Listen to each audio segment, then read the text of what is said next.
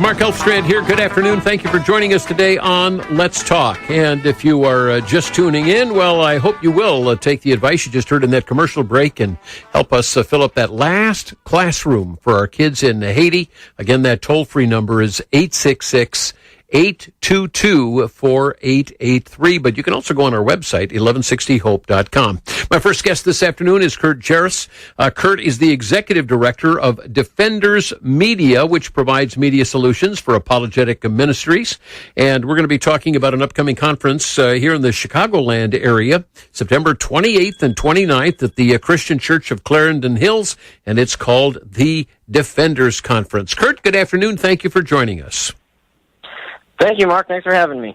Yeah, we're going to be talking or hearing a number of your speakers talking about a rather difficult issue, and that's the issue of genocide. Most people, when we hear about that taking place, like in Rwanda or other places in the world, we respond, we almost recoil in horror that such a thing could take place. But then we come across certain scripture passages where it seems like that's the instruction that God is giving to the people of Israel as they begin to occupy the land. And, so how did this topic, how was this framed as a content topic for a conference? Yeah, so this question or objection is sometimes posed by skeptics or atheists against the Judeo-Christian worldview. And they say, well, hey, if you look at what God commands in the Pentateuch, if you see what happens in the book of Joshua, there's a verse, 1 Samuel 15:4, even a reference in Hosea that Yahweh talks about or instructs the Israelites to wipe everyone from the land, men, animal, women, and even the nursing babies. And so, this seems like it would be a difficult thing for some Christians to swallow, that we have to say, hey, Yahweh instructed the Israelites to kill innocent people. How could a loving, gracious God do that? And so what we're going to do in just over a week's time, we've invited 4 different academics who have published in this area to come and present their different, unique interpretations of these various passages. So that way, the Christian can come and be prepared to answer the skeptic, to defend their faith, or just for themselves to come and figure out, hey, what's going on here? So we don't want to, per se, promote one perspective over the other, but we're making 4 different perspectives available to those that attend the conference. Can you briefly touch on the 4 perspectives? Sure, yeah, I'll try my best. Well, just, conceptually, yeah. Mm-hmm. Yeah, each speaker is going to get 30 minutes, and then there'll be a little bit interview time with them for them to flesh out their view. But essentially, we've got 4 perspectives here.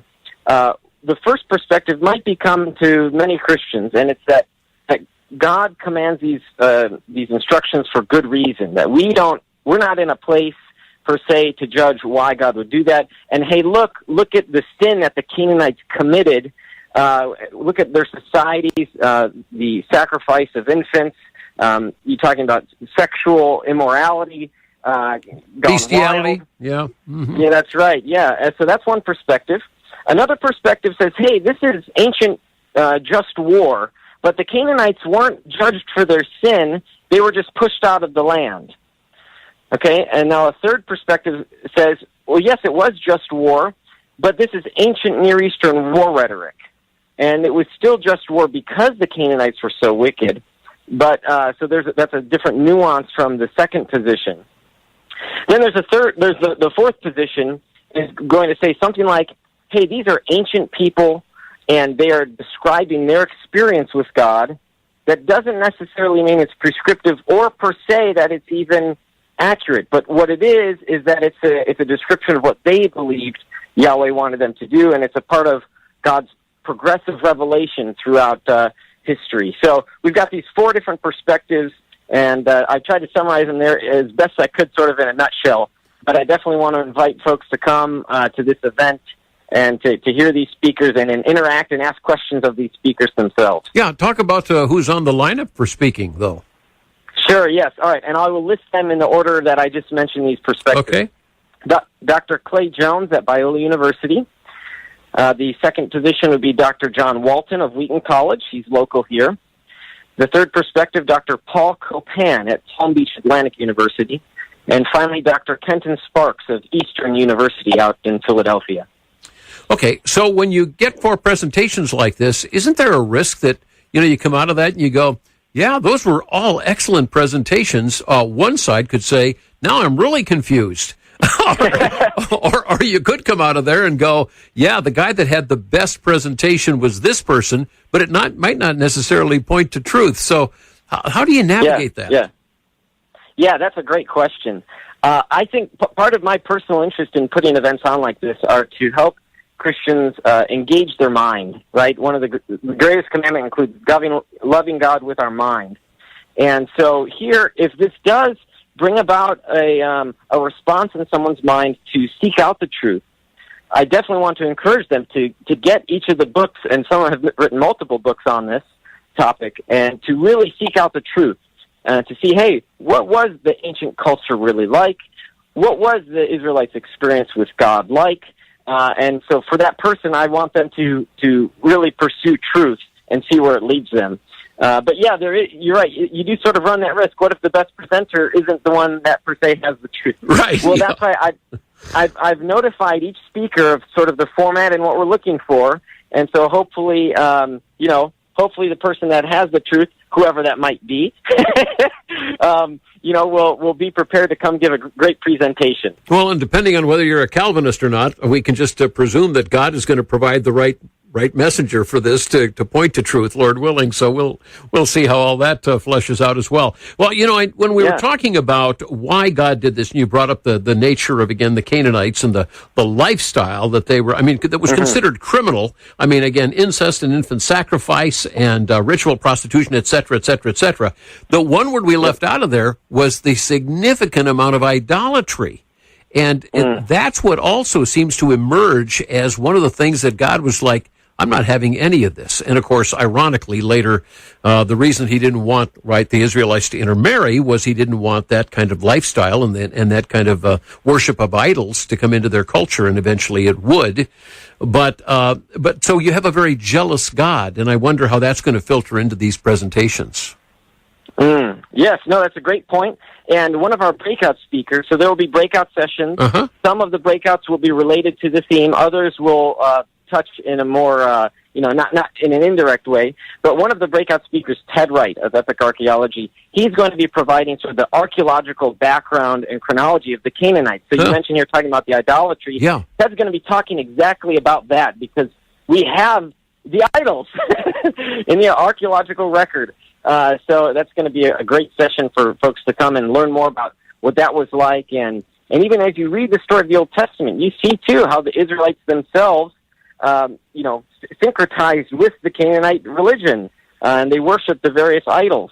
So it's of no surprise to us that the archaeological record will discover these idols in Israel. Some people think that goes against the Old Testament story. These are people that just haven't read the Old Testament story to see what the Israelites did.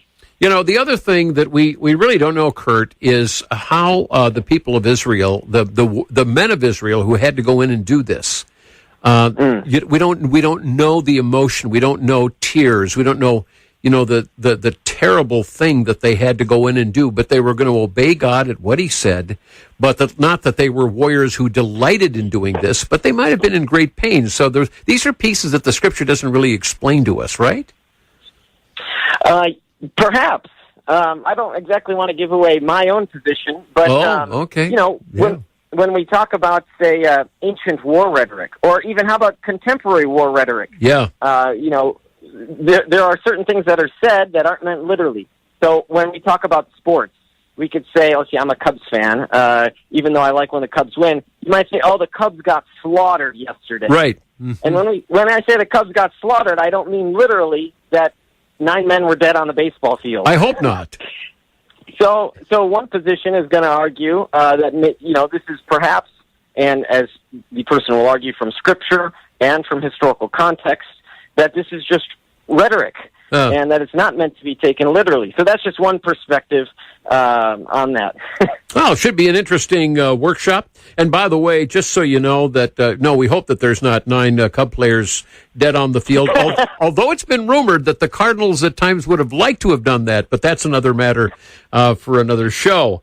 But in any case, Kurt, if people are interested in attending this, how do they connect to the Defenders Conference? Yeah, there's a couple ways. You can go to thedefendersconference.com, or you can text the word genocide to 555-888, and you'll be sent a link that'll take you right to the website so you can learn more. Okay, text the word genocide. Give us the number again. 555-888.